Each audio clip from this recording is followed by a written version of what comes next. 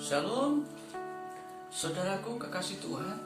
Jumpa lagi dengan saya, Pak Yoyo, dalam Embun Pagi. Saudara, apakah Anda tahu akan latar belakang kehidupan para murid yang mula-mula sebelum mereka mengikut Tuhan? Bagaimana menurut pendapat Anda? Saudaraku, bukan rahasia lagi bahwa sejak kecil mereka, yaitu para murid yang mula-mula itu, sudah terbiasa belajar untuk membaca firman Tuhan dan berdoa. Sehingga tentang pengetahuan dan kemampuan mereka terhadap firman Tuhan dan berdoa juga tidak perlu diragukan lagi. Namun demikian, saudaraku, sangat mengherankan jika kemudian kita dapati bahwa kenyataan mereka memohon kepada Tuhan agar diajarkan untuk berdoa. Saudaraku, Injil Lukas pasal 11 ayat 1 memberitahukan kepada kita bahwa mereka berkata begini, Tuhan, ajarlah kami berdoa sama seperti yang diajarkan Yohanes kepada murid-muridnya.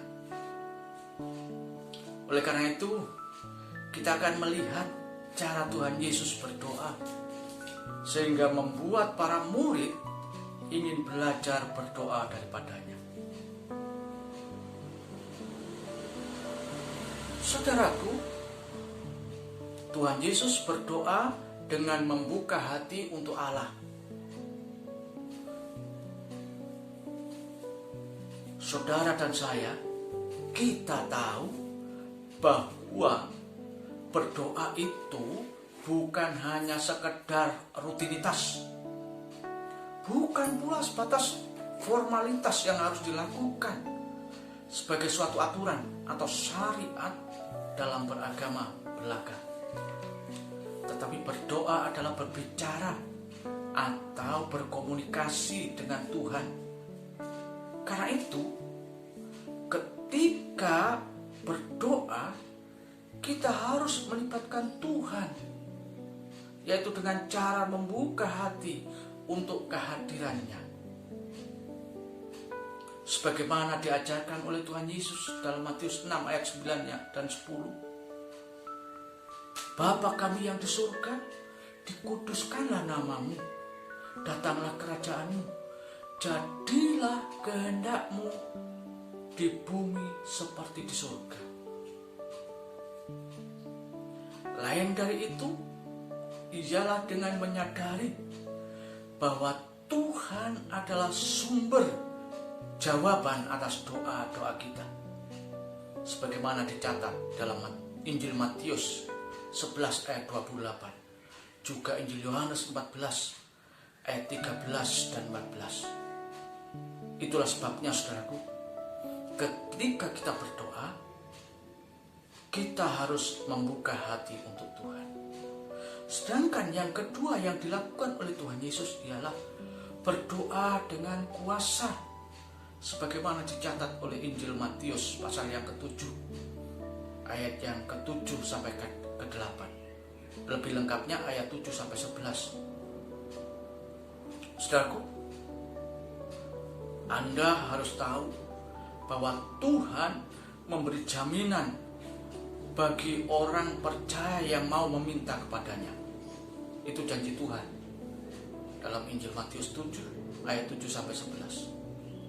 Hal ini memberi pengetahuan kepada kita bahwa ada kuasa dalam doa orang percaya yang sungguh-sungguh berharap dan memohon kepada Tuhan.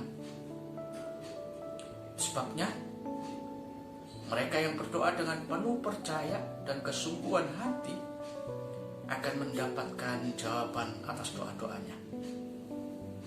Itu diperjelas di dalam Yakobus 5 ayat 16 bagian B. Saudaraku, itulah cara Tuhan Yesus berdoa, yaitu berdoa dengan membuka hati dan berdoa dengan kuasa. Karena itu, saudaraku kekasih Tuhan, mari koreksi cara kita berdoa selama ini? Apakah kita berdoa hanya sebagai rutinitas dan formalitas belaka? Karena tuntutan hidup sebagai orang yang beragama, sehingga doa kita terasa hampa dan tanpa kuasa, karena tidak melibatkan Tuhan, tidak melibatkan kehadiran Tuhan dalam berdoa. Mari belajar kepada Tuhan Yesus seperti para murid Tuhan waktu itu. Oh haleluya.